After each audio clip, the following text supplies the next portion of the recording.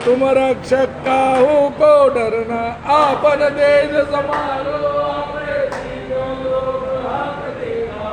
भूत पिशाच निकट नहीं आवे, महावीर जग नाम सुनावे। नासे रोग हरे सब पीरा, जगत निरंतर हनुमत वीरा। संकट ते हनुमान छुड़ावे, सब पर राम तपस्वी राजा। और मनोरथ जो कोई लागे, सोए चारों रूप प्रताप तुम्हारा, भय पर सिद्ध जगत। साधु संत के तुम रखवारे, असुर निकंदन राम दुलारे। अष्ट सिद्धि नव निधि के दाता, सबल विघ्न जानकी मां। राम रसायन तुम्हारे पासा, सदा रहो रघुपति के दास। तुम्हारे भजन राम को पावे, जन्म जन्म के दुख बिसरावे। अंत काल रघुवर जानी। जन्म हरि भक्त कहाई, और देवता चित्तर धरई, संकट कटे ते सब पीरा। जो तुम्हारे हनुमत बल बीरा। जय जय जय हनुमान गोसाई। जो सत बार पाठ कर कोई, छूटे बंदी महर्षि हो। जो अपने हनुमान चालीसा, होय सीता की गौरीसा। तुलसीदास सदा हरि के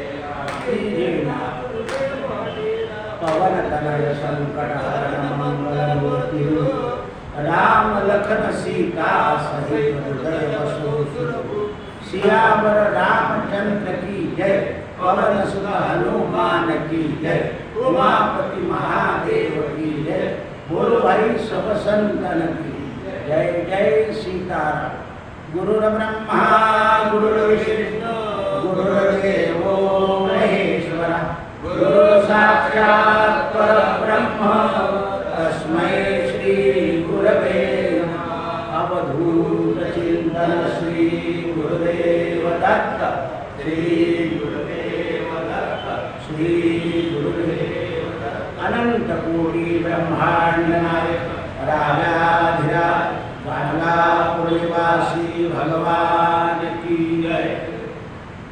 आता आपल्या तिन्ही पुस्तकांचा उपसंहार म्हणून एक घटना घडलेली आहे, त्याचं वर्णन केलं आहे. दत्त महाराजांच्या सान्निध्यामध्ये त्यांच्या भक्तापैकी एका भक्ताने आपल्या मुलीचा थाटामध्ये विवाह केला आणि तिला 9 मासामध्येच मृत्यूला सामोरं जावं लागलं, 9 महिन्यात.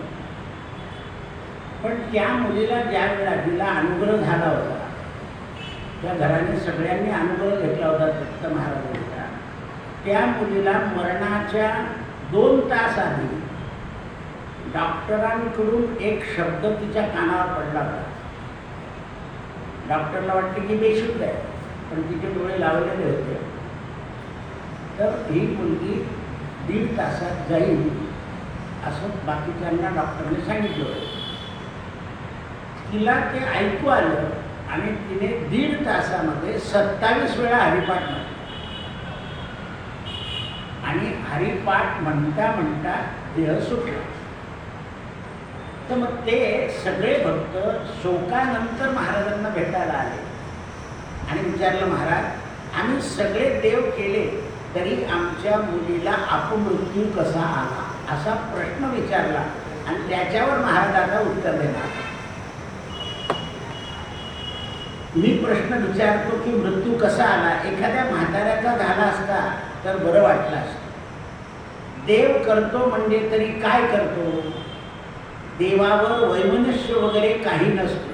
देव कोणाशी बैल करत नाही.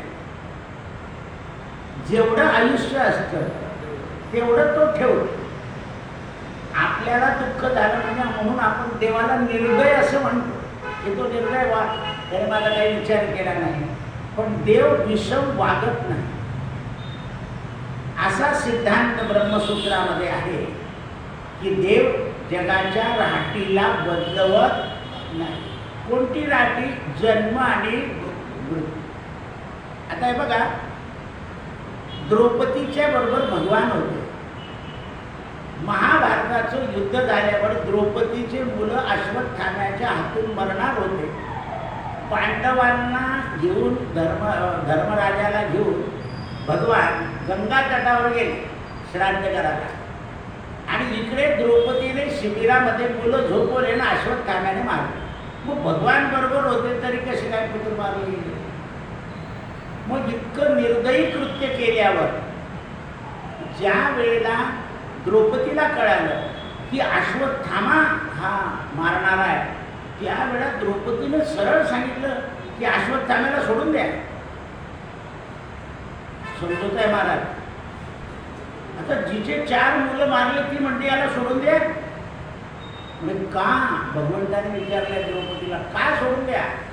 तो गुरुपुत्र आहे, ब्राह्मण आहे, ब्राह्मणाला क्षत्रियाने मारू नये. आणि द्रोणाचार्यांची पत्नी ही विधवा आहे, विधवा आईला मुलाचा शोक जास्त होईल. मला 5 पती आहे, त्यामुळे मला शोक कमी होईल म्हणून मारू. परमात्मा असला तरी देवकीचे 6 पुत्र, जी जगराटी आहे त्याच्या देव फेर बदल करत.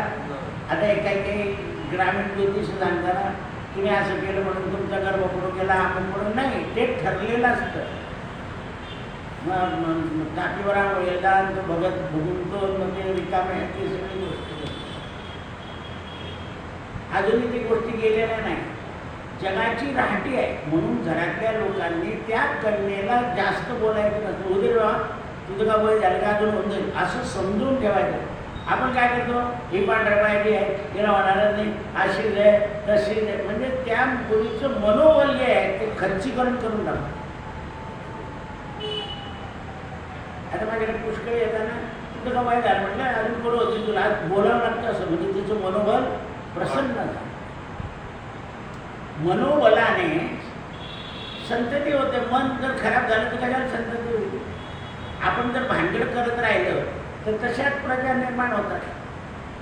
हे समजत नाही ना लोकांना. प्रसन्नता ही उत्पत्तीला कारण आहे, अप्रसन्नता नाशाला कारण आहे. त्या गर्भवती मुलीला खाऊ घालणं, तुझ्या बापाने घरी असं होतं का, तितकं खायला मिळालं का, असं बोललं तर काय करायचं? त्याकरता प्रसन्न आपल्याला आपल्या मुलाला आणि आपल्या सुनेकडून उत्तम संतती प्राप्त व्हावी अशी सासू सासऱ्यांची प्रामाणिक इच्छा पाहिजे. कुलदीपक झाले पाहिजे. अभिमन्यू पहा, त्याला गर्भातलं ऐकू येत होतं तरी मारला गेला, कारण तो तेवढ्याच आयुष्य होतं. तर म्हणून जगाची राहटी जी आहे जन्म आणि मृत्यू याच्यामध्ये बदल घडत. म्हणून जर कोणी गेलं तर त्याला मूठ मारली अमुक मारली असं काही नाही, ते ठरलेलं असतं. अगदी जेवढं ठरलेलं असतं तेवढंच होतं ते. तुम्ही चहा गोड नुसतं कप्पाशी हातात घ्या, गोड न घेता सुद्धा सोडून द्यावं लागतं. चहा पिता पिता गेले. म्हणून मृत्यू आणि जन्म कठीण आहे. ही जगराटी आहे, याच्यात बदल होत नाही. महाराज देव निर्दय असा न म्हणत नाही, परंतु देव करतो ते आपल्या भल्याकरता करतो असं आपण समजतो. मग ते कसं? आपल्या मनाच्या समाधानाकरता हे विचार संतांनी मांडलेले. कशाकरता मांडले आहेत? मनाच्या समाधानाकरिता. मी तुम्हाला 2 उदाहरण दिले ना द्रौपदीचे. ते जाणारच होते. द्रौपदीच्या पोटी असे वीर जन्माला आले आणि लगेच ते संपले, ते उद्धरले. जरी मारले गेले तरी उद्धरले. कारण अश्वत्थामा अवतार कोणाचा? शंकराचा. पण त्याची शिक्षा किती दिली? तो डोक्यावरचा मणी काढून टाकला देवाने. आणि अजूनही अश्वत्थामा तेल मागत मागत मध्य प्रदेशच्या अरण्यामध्ये, कारण त्याला चिरंजीव करायचं होतं. अश्वत्थामो बलिर्व्यासो हनुमानश्च विभीषणा कृप परशुरामश्च सप्तैते चिरंजीविना. जगामध्ये 7 चिरंजीव करायचे होते. आता हे चिरंजीव जगात संत रूपाने येतं बघा. हे जे साथ आहे ना, आता तुम्हाला समजून सांग. निवृत्ती, ज्ञानदेव, सोपान, तुम्ही मोजा. निवृत्ती, ज्ञानदेव, सोपान, मुक्ताबाई, एकनाथ, नामदेव, किती झाले? 8वं झालं का कोणी? असं ज्या ज्या भागामध्ये हेच जे चिरंजीव आहे हे संत रूपाने येतात. आता हे आल्यापासून आजपर्यंत त्यांचं नाव चाललंय की नाही, त्या 7 चिरंजीवाचं नाव फक्त ब्राह्मण वर्ग घेतो, पण या 7 चिरंजीवाचं नाव सगळा समाज घेतो. लक्षात ठेवा. निवृत्त, ज्ञानदेव, सोपान, मुक्ताबाई, एकनाथ, नामदेव, तुकाराम, असं आहे. हे जगात जयघोष चाललाच आहे. जोपर्यंत पंढरी आहे तोपर्यंत हा घोष राहणारच. पंढरी भूवैकुंठ आहे. उद्यापासून वाऱ्या निघायला सुरुवात. शेगावची निघाली कालच, नागपूरकडचे कधीच निघाले, कारण ज्यांना जसं जायचं असं तसं निघतं. म्हणून त्याशिवाय समाधान कसं होणार, काय झालं यावर देव सर्व करतो, हे संतांचं म्हणणं आहे. देव करतो ते स्वतःच्या इच्छेने करत नाही, आपल्या कर्मयोगाने ते घडत असतं. म्हणून निर्दयताही म्हणता येणार नाही आणि सदयताही म्हणता येणार नाही. जीवाचं कर्म पाहून देव त्याला कार्य करतो. संतांनी जे सांगितलं ते देवाच्या आपल्या कर्माच्या फळाकडची शक्ती येण्याकरता. ज्ञानेश्वर सुद्धा हेच सांगतात की तुम्ही नवीन जीवन प्राप्त करतात. मृत्यू म्हणजे काय आहे? नवीन जीवन. पण म्हणाले दत्ताच्या कृपेने तिच्या तोंडातून किती वेळा हरिपाठ बाहेर पडला हे महत्वाचं आहे. तुला ऐकू गेलं ते. आता आम्ही परवा पाहिलं ना, नातवांना बोलून राम रक्षा म्हणा, बरोबर आठवतं. पूर्व पुण्य असेल तर ते आठवतच. ज्याच्यावर तुमची श्रद्धा आहे, ज्या स्तोत्रावर, ते आठवलं म्हणजे काम, कारण ते स्मृतीत राहतं. आपण ते स्तोत्र म्हणतो ते स्मृतीत राहतं आणि शेवटी स्मृती जागृत राहिली की काम झालं. म्हणून माणसाला विस्मृती व्हायला नको मरताना. निदान देवाचं नाव तरी आलं पाहिजे, राम. म्हणून उठत्या बसताना राम म्हणायचं. काय एकदम कळ आली तर माणूस काय म्हणेल, मग राम सवय असली तर. आणि राम नसेल म्हणाले तर मग बापरे गेलं. असं आहे. म्हणून सदोदित देवाचं नाव घ्यायची सवय ठेवायची. करवड बदलली, आम दुखायला लागले, डोकं दुखायला लागलं, नावच घ्यायचं. म्हणजे आपल्याला अल्पकाळी जो यातना होते त्यावेळेला ते नाव आठवतं. यस्य स्मरण मात्रेनं जन्म संसार बंधन.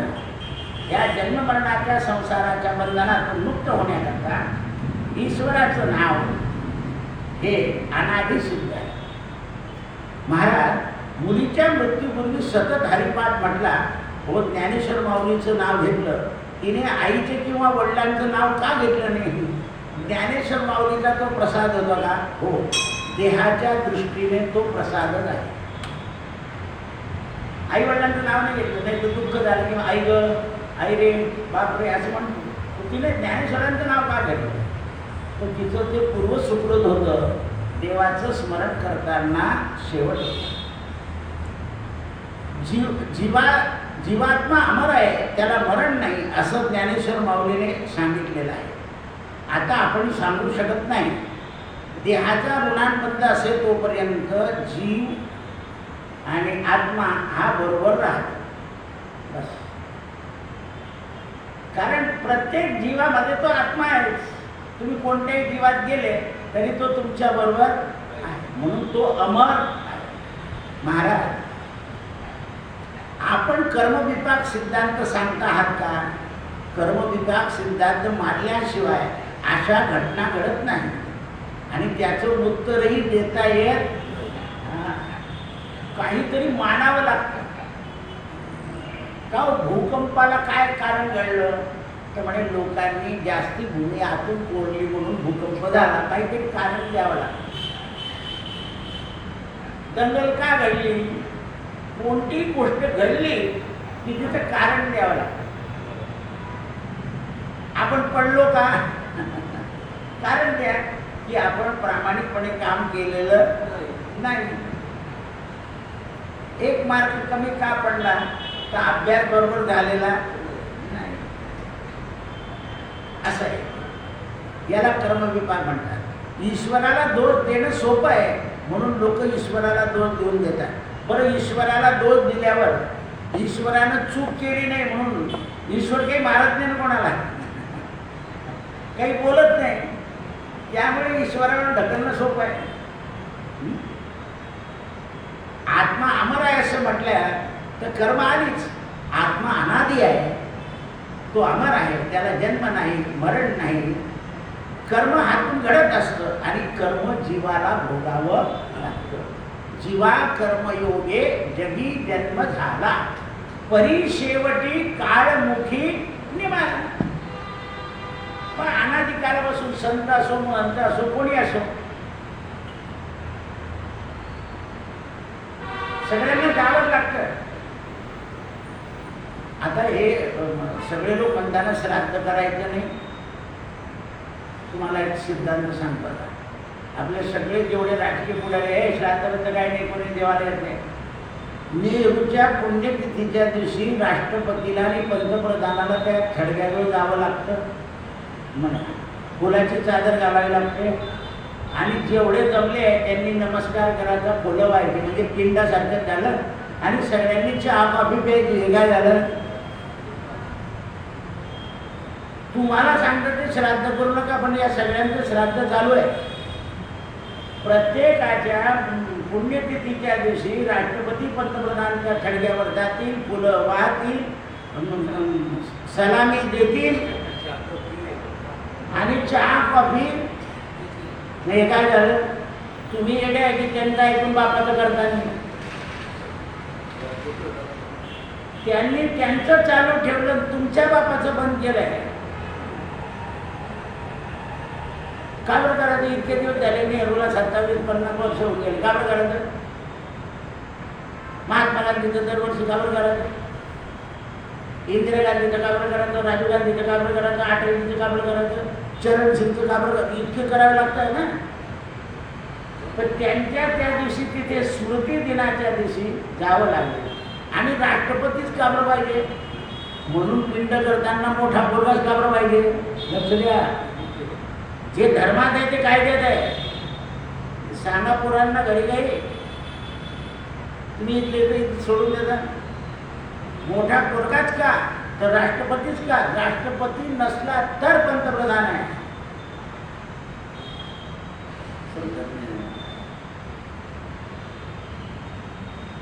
आपले बाप्पा कावळे का पिंड का, फुलं वाहणे काय, चक्र वाहणे काय, राष्ट्राची पद्धत आहे. पण आहे काय, श्राद्ध, स्मृती दिन. आपल्याला कळत नाही. त्यांचं चालू आहे, जे निधर्मीय त्यांचं श्राद्ध, आणि जे धर्मीय त्यांचं बंद झालं. कोणी बुडवलंय, आपण, आपल्याला कळत नाही, आपण समजून घेत नाही. म्हणून ते म्हणतात की देवानं जे कर्मविपाक केलेला आहे तो बरोबर आहे. एक जन्म अनेक जन्म सुद्धा पुढे होत राहणार आहे, कर्म हातून घडत राहणार आहे.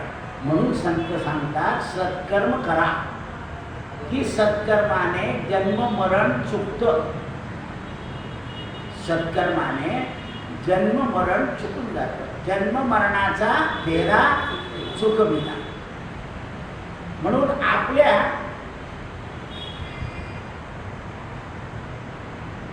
सुखदुःख आपल्याला भोगावेच लागणार आहे, कारण आपल्या पूर्वकर्माचं फळ आहे. असा हा कर्मविपाकाचा सिद्धांत आहे. महाराज, माझी मुलगी चिरंजीव या जन्मी जे कर्म केलेलं आहे त्याप्रमाणे तिला पुढचा जन्म मिळेल का. येथेच केवळ कर्म नव्हे, कुटुंबातील सर्व कर्म लक्षात घ्यावं लागतं आहे. परिवारातल्या लोकांचंही कर्म जर असेल त्याप्रमाणे तिचा संबंध राहील. जर वासना राहिली तर त्या घराण्यात परत जन्म घ्यावा लागतो. इतकं कठीण आहे. आता मी आज मुलगा आला जन्माला म्हणजे त्याच्या पाठीवर काळाला असं नाही का म्हणे आव म्हटलं तू तुमचा पूर्वज आहे. तुला लगेच जन्माला येतो. पाप पुण्य समान असलं तर लगेच येऊन जातो. पाप पुण्य समेकृत्वा नवा जन्म. पाप जास्त असेल तर मग बाकीच्या येऊन भोगावं लागतं. पण पाप पुण्य समान झालं 1 वर्षानंतर लगेच. ज्या सोन्याला आपण परणून आणलं तीच आपल्याला परणून आणते नंतर. जिला आपण प्रत्यक्षाचं बोललो तीच अभ्यास नाही केला तर आपल्याला फटाफट मारते. पण तुम्ही काही मुलं असे रुबाबात बोलता आई वडिलांना ते कारण पूर्वज असतात म्हणून रब बोलतो. आणि काही मुलं बिचारे घाबरून जातात घेऊन जातात काही विरून जातात नाही ऐकणार. कर्मविपाक आहे. आपल्याच घरी आपल्याला जन्म घ्या वासनेच्या संगे जन्म घेणे लागे. म्हणून व्यवहाराचं समाधान करण्याकरता या दृष्टीने बोलावं लागतं. महाराज कर्म म्हटलंय कर्मामुळे सगळं होतं आणि कर्मविपाकामुळे सगळे सिद्धांत. दुसरं उत्तर नाही. महाराज ब्रह्मसत्य जगत मिथ्य हे आद्य शंकराचार्यांनी सांगून ठेवलं आहे. जग जर मिथ्य असेल तर पित्याने त्यांच्या आईला आईचे एवढे दुःख का व्हावे. तर जग मिथ्य आहे हे समजणं कठीण आहे. कारण स्त्री जी आहे किंवा पुरुष आहे हे संसारात उपयोगी आहे.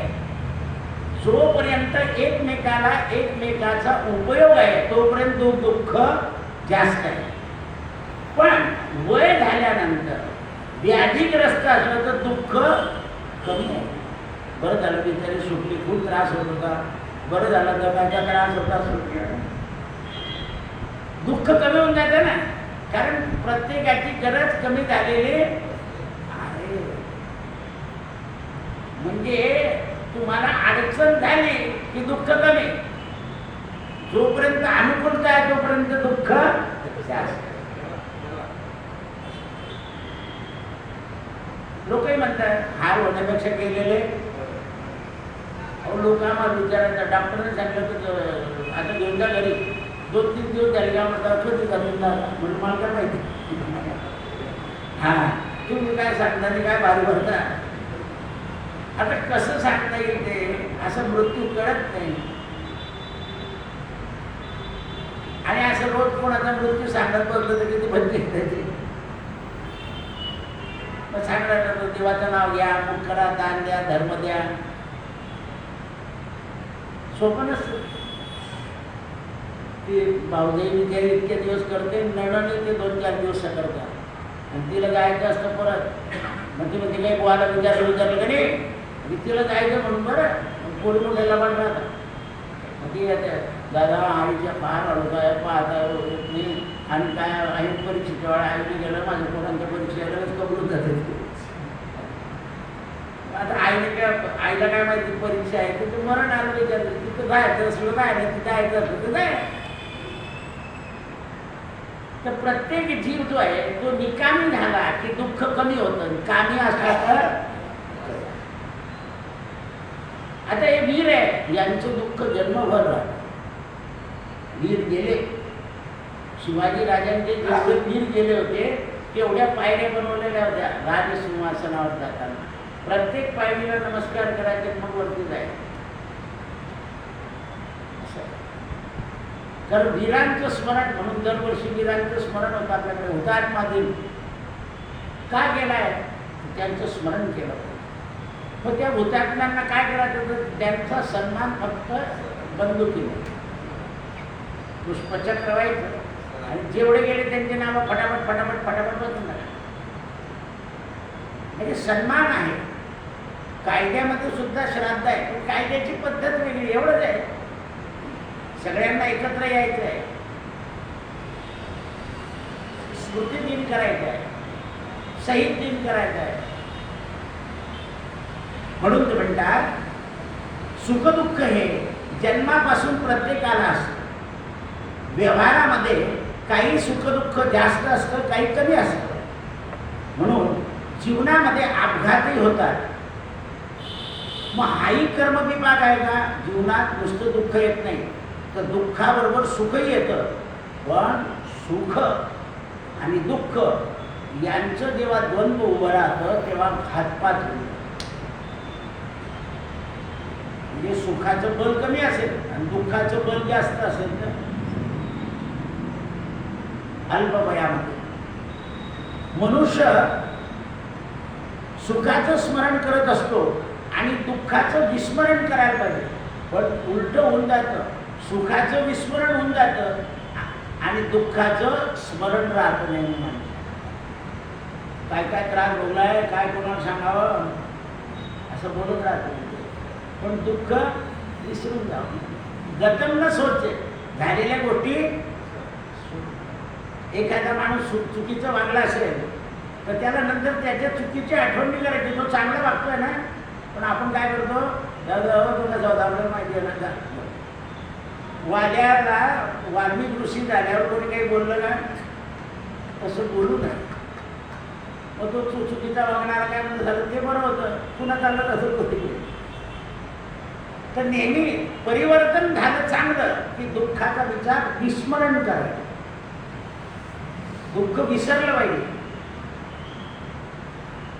जसं एखाद्या मुलीचं लग्न असतं, तिचे वडील वारलेले असतात, ते सगळं लग्न भाऊ वगैरे सगळे चांगलं करतात, पण ती रडतात ना, एकदम म्हणते बाबा, तेव्हा सगळे थांबून जातात. कारण ते अशक्य असतं तिला वेळ. मग आपण म्हणतो जाऊ दे, वरतून आशीर्वाद देताय, तुला काळजी करू नको असं म्हणून तुला वाटेल बरोबर. आणि म्हणून लग्नाच्या आधी आपण पूर्वजांना जीव घालतो. बाई दिली असेल तर स्वाष्ण जीव घालतो. हे त्याच्याकरता आहे की त्या पूर्वजांनी तिथून त्या मुलीला किंवा मुलाला आशीर्वाद द्यावेत, याच्याकरता आहे. हळदीच्या लग्नाच्या आधी घालायचे, 8 दिवस आधी घातलं तरी चालतं, असं काही नसतं. जर आधी जीव घालून गेले आणि सुतवृत्ती आली तरी लग्न लावायचं असतं. म्हणून लवकर घालायचे.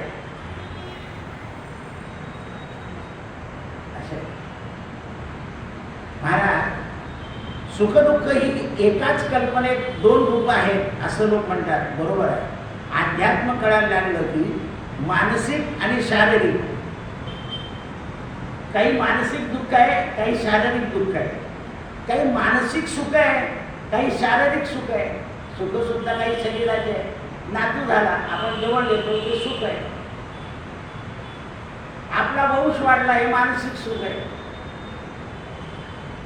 मनुष्य नातवाला घेऊन मंदिरात येतो तर सुख वाटतं त्याला.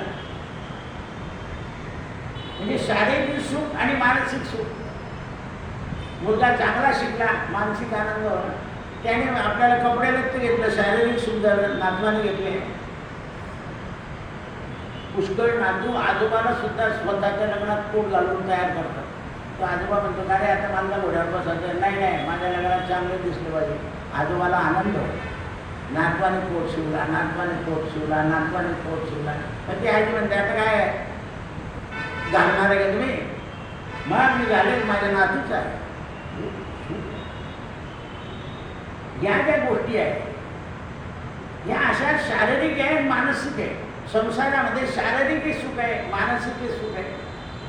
2 मित्र एकामेकाला भेटले आणि बऱ्याच दिवसात झालं भेटलं की शारीरिक सुख झालं. आता आपण जेव मस्त, मानसिक समाधान झालं, आम्ही दोन्ही जेवलो. म्हणून संसारामध्ये शारीरिक सुख आणि मानसिक सुख हे दोन्ही सगळ्यांना देता आले पाहिजे. वडील कष्ट करून आले, मुलाने पाणी दिलं, मुलीने पाय धुवायला पाणी दिलं, चांगला चहा करून दिला, आनंद वाटला. नाही पोरं करता माझं. शारीरिक आणि मानसिक दोन्ही, पुत्रांकडून आणि कन्येकडून दोन्ही सुख मिळतात, शारीरिक आणि मानसिक. याच्याकरता संतती लागते. पण हल्ली दोन्ही सुख देतच नाही पोरं. त्यांचेच रुमाला ठेवावं लागतं बापा. चपला अशा काढतात ते एक इकडे एक तिकडे असं आहे ते. हल्ली संतती शारीरिक सुख देत नाही आणि मानसिक सुख देत नाही. ऐकतच नाही ना, मोबाईलच खेळतात. जेवायला बोलवलं तरी येत नाही बोल अशी बाई होती. म्हणून ते म्हणतात व्यवहार चालू असताना सुद्धा काही काही गोष्टी मनावर बिंबून जातात. सत्याचे व्यवहार झाले तर बिंबून जातात आणि असत्य सुद्धा मनावर बिंबून जातात. एखादी दुर्घटना पाहिली, अनाचार पाहिला, अत्याचार पाहिला की मन भित्र होऊन जातं. म्हणून नियती काय सांगते हे सांगायला पाहिजे. आता सात्विक जीवात्म्याला सुख लागणारच आणि तामसिक जीवात्म्याला दुःख भोगावं लागणार. म्हणून जेवढा सात्विक सुखाचा संबंध केला तेवढा जीव सुखी होतो आणि जेवढा राजसी आणि तामसी केला तेवढा दुःख होतो. म्हणून कर्मविपाकाचा सिद्धांत मानल्याशिवाय कुठलीही घटना किंवा कुठलंही हे पूर्ण होत नाही. महाराज, परमेश्वर निर्गुण निराकार आहे म्हणून त्याला एखाद्या व्यक्तीबद्दल प्रेम कृपा माया नाही असं आपणास म्हणायचं आहे का? नाही. परमेश्वराला माया असती तर त्याने आमच्यात आणि त्याच्यात फरक ठेवला नसता. परमेश्वर असंग आहे. परमेश्वर असंग आहे. त्याचं उदाहरण कृष्णावतारात पहा. परमात्म्याने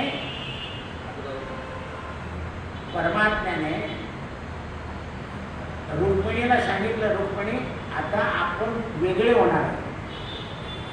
तू ऐक. रुक्मिणी कशात वेगळे होणार? माझं उद्यापन राहिलं म्हणा अजून करायचं. म्हणून एक गावातलेच ब्राह्मण बोलून ते द्वारकेतले नाही म्हणे आपण लांबचे ब्राह्मण आणू. म्हणून एक प्रवास पट्टणला गेले. देव म्हणे आता आधी यायची गर्दी करतात. तर तिथे कोणीच ब्राह्मण नव्हते. दुर्वास ऋषी होते. दुर्वास ऋषीला रुक्मिणीनं सांगितलं आमच्या घरी देवाला करा. म्हणजे जरूर येईल पण मी घोड्याच्या टांगेत येणार नाही. तुम्ही नवरा बायको घोडे झाले पाहिजे मग मला बसवलं. रुक्मिणी म्हणे तयार बस म्हणे. चालेल ना रुक्मिणी. ते दुर्वासाने सप पद्धतीने चापून मारला. पाण्याची ताण लागली. देवाने बटन दाबून पाणी पाजलं. श्राप दिला तुमच्या दोघांचा वियोग हो खरा. भगवान तिथे धामाला गेले. रुक्मिणी तुम्ही इकडून भेट द्वारका आणि इकडून द्वारका मध्ये रुक्मिणीचं मंदिर तिथे चांगली. शेवटी भगवान विठ्ठलनाथ विराजे. नारद गेले म्हणून देवा तुमचं एक रूप तर पुंडा भाऊ आहे मांडली पाहता येणार म्हणून घेऊन येतो जायला. म्हणून नारदाने द्वारकेहून रुक्मिणीला दिंडोरी वनात आणलं. दिंडोरी वन म्हणजे वाणी धर्मशाळा आहे ना त्याच्या मागच्या बाजूला. आणि मग तिथून देवाने मागच्या बाजूला तू जायला थांबव, माझ्या बाजूजवळ थांबवू नको म्हणून रुक्मिणी मागे आहे. असं आहे.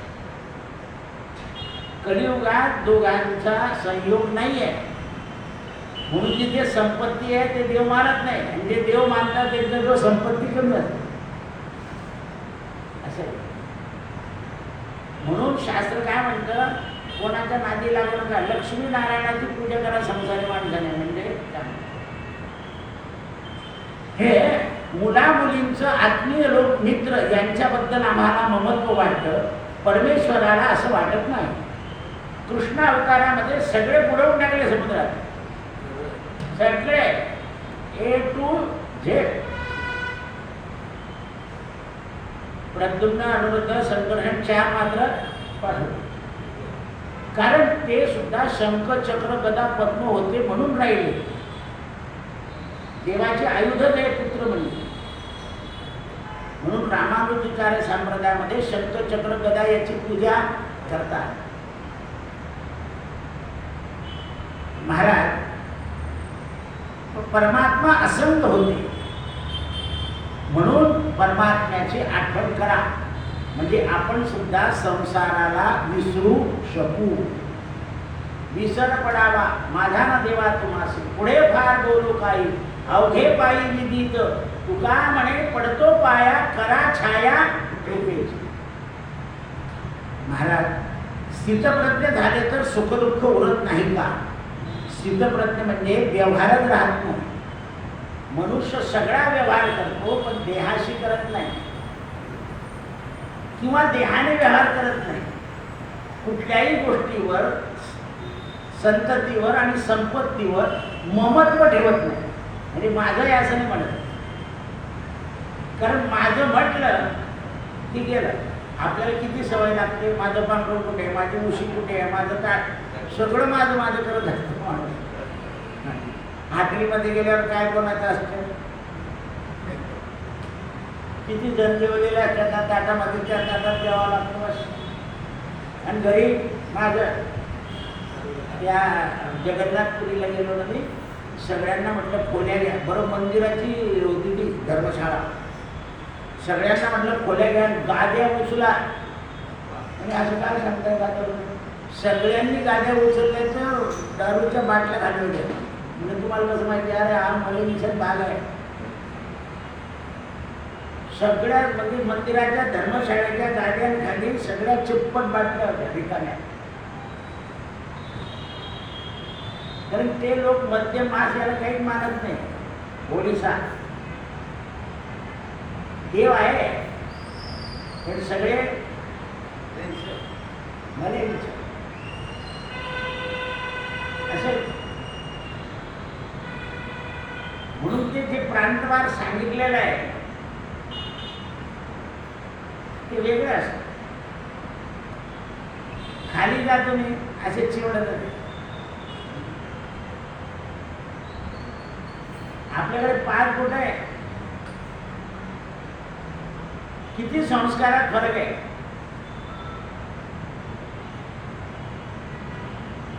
हे लक्षात आलं पाहिजे. तो प्रांत आहे त्याच्यात बागला प्रत्येक भागात जा. म्हणून नाना भाषा, नाना प्रथा, नाना व्यथा, नाना गोष्टी. तरी आता या विज्ञानामुळे थोडा बदल होत गेलाय. एकच अन्न खायला मिळतं खाली भात, आपल्याकडे सगळं मिळतं. सगळे पदार्थ होतात तयार. म्हणून ती देवभूमी आहे. आणि बाकीच्या भोगभूमी, दानभूमी, मले केरळ जा, मलेच्छन संस्कृती नाही. म्हणून ते म्हणतात की जीवात्मा अजरामर अमर आहे हे स्थितप्रज्ञाला कळतं. म्हणून स्थितप्रज्ञ होण्याकरता माणसाने भगवद्गीतेचं सारखं चिंतन श्रवण करावं. कारण ते शब्द जे आहेत ते शब्द ब्रह्म आहे. आणि ते शब्द ब्रह्म समजणं अत्यंत कठीण आहे. कारण आचार आणि विचार असल्याशिवाय शब्द ब्रह्माचा परिणाम होत नाही. हरये नमः, हरये नमः, हरये नमः. सद्गुरु राये कृपा मज केली, परिणाय घडली सेवा काही. सापडले वाटे मस्तकी रुद्राणा ठेविला.